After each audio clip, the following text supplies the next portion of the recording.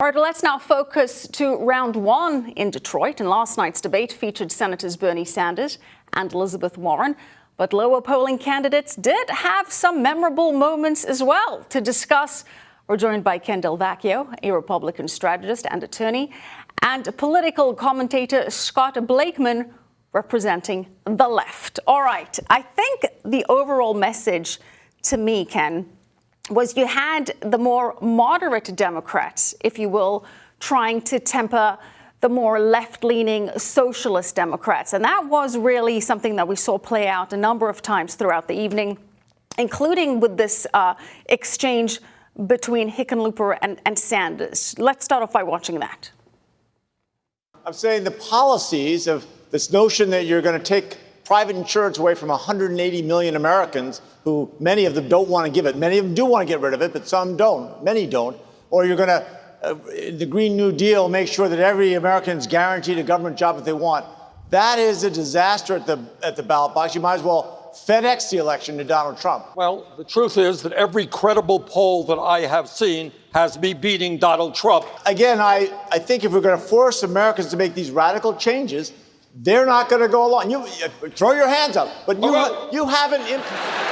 Oh, I can do it. But you haven't implemented the plans. Us governors and mayors are the ones that we have to pick up all the pieces.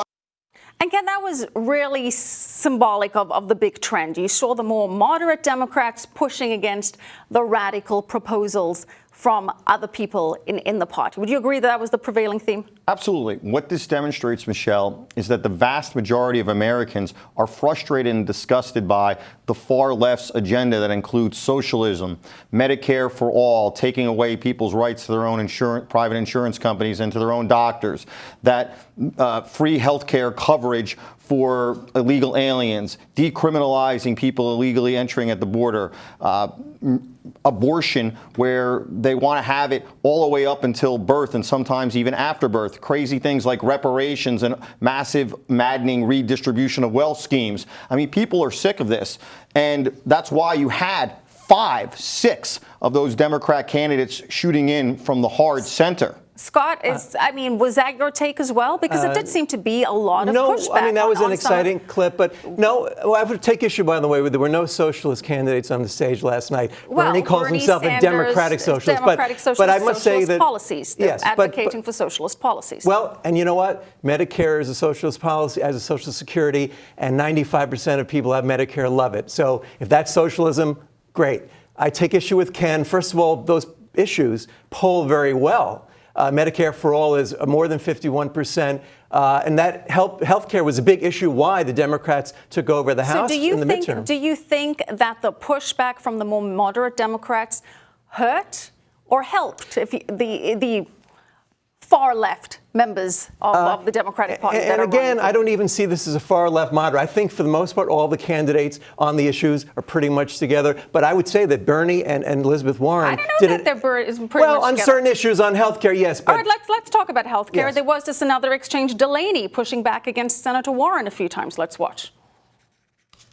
So I think Democrats win when we run on real solutions, not impossible promises. When we run on things that are workable, not fairy tale economics. You know, I don't understand why anybody goes to all the trouble of running for president of the United States just to talk about what we really can't do and shouldn't fight for.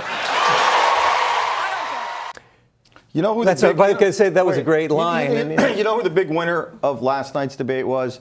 It was Joe Biden. And it was Joe Biden because Delaney, Ryan, Hickenlooper, Bullock, none of them are going to be able to get this nomination unless they do something that's drastic and that's going to catch America's eye. They have to do something really fantastic. They're all benefiting Joe Biden because he's the guy who's way at the top of the heap of not only the centrists, but everybody. And all of that kind of support is going to go behind him. From the far left, I think that Sanders and I think that Warren had good debates for the people that they're talking to. But unfortunately for them, really, truly, Scott, less than 20% of America wants these crazy kind of initiatives. I just said that's not true, Ken. I just said 51% want Medicare for all. Absolutely not. Well, that's the truth. Kaiser Family Foundation. What about open borders? But that wasn't discussed last night. It was indeed. Elizabeth Warren advocated. No, she said decriminalization. Yes, and I agree with. I totally agree. Yes, the people coming in. We'll have her represented in her own words. Yes. We must be a country that every day lives our values, and that means we cannot make it a crime when someone comes here. Thank you, Senator. Just to clarify, would you decriminalize illegal border crossings? The point is not about criminalization.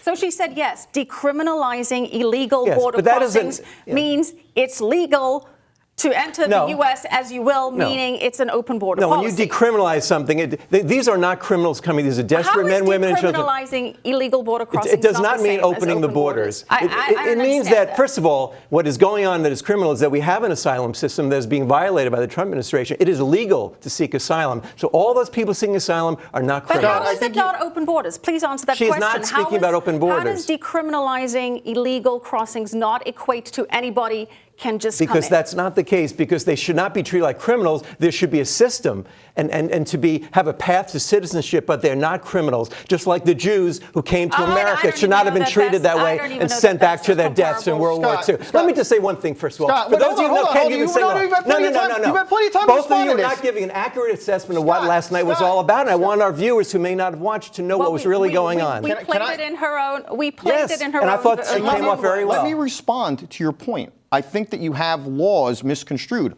Look, if we're talking about immigration expert, yes, okay. I'm the author of the best-selling criminal law books in the country for the largest publishing company, so I am an expert on criminal law. And decriminalizing illegal entry into the country is in fact opening the borders to everybody because people can just walk in. It's that simple. Well, why don't we let you see what Tim Ryan had to say about that? Because he pushed back on this idea of decriminalizing illegal borders. If we can play that clip. Congressman Ryan, are Senator Sanders' proposals going to incentivize undocumented immigrants to come into this country illegally? Yes. And right now, if you want to come into the country, you should at least ring the doorbell. We have asylum laws. I saw the kids up in Grand Rapids, not far from here. It is shameful what's happening.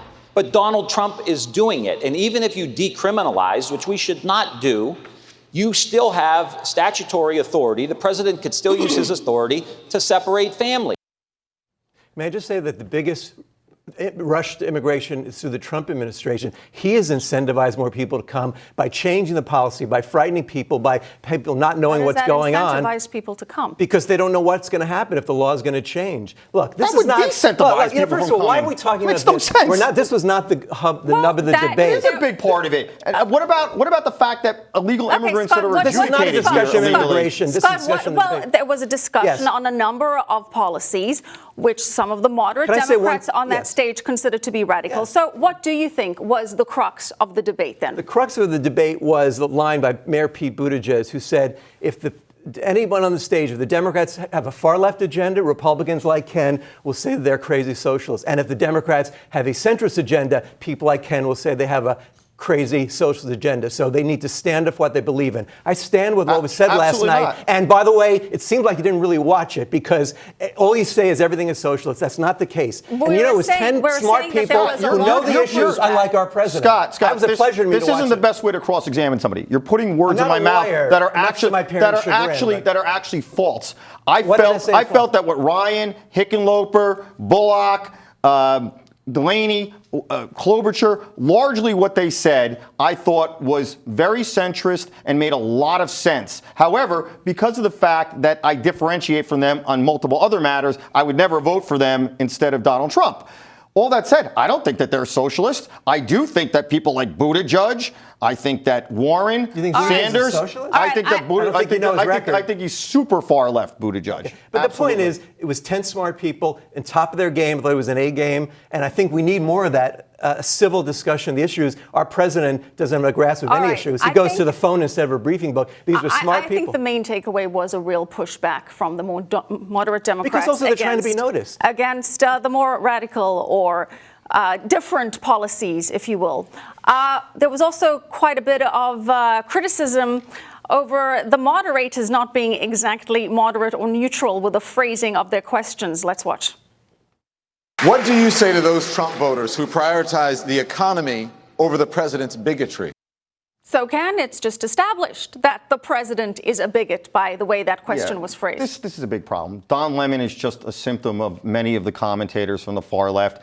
Anything that anybody says that they disagree with, they automatically call them a bigot and a racist. It's completely baseless, completely embarrassing. Right. By the way, saying that we have like white privilege, that is so offensive to the vast majority of white Americans. Who do you think was the winner from last night's debate? I thought, by the way, CNN did a wonderful job. They didn't have the candidates interrupt, which I hate. They didn't do the stupid raising your hand. I think every candidate there came off very well. So I think they were all winners, obviously. Pick a winner, Scott. I would say, Elizabeth Warren, Bernie Sanders, this is the best I've seen Bernie do. I don't know. I'm not a prognosticator. They did. I'd say Mayor Buttigieg, Elizabeth Warren, and Bernie Sanders stood out the best. But I thought they all came off great. Ken, who do you think? Joe Biden was absolutely the winner. But for those on stage, I do think for their little base, which is about 10 to 20% of America, Elizabeth Warren and Bernie Sanders made their case. I think that Bernie Sanders comes across the most authentic. All right, that's all the time we have for Clear Cut. Stick around. A lot more ahead.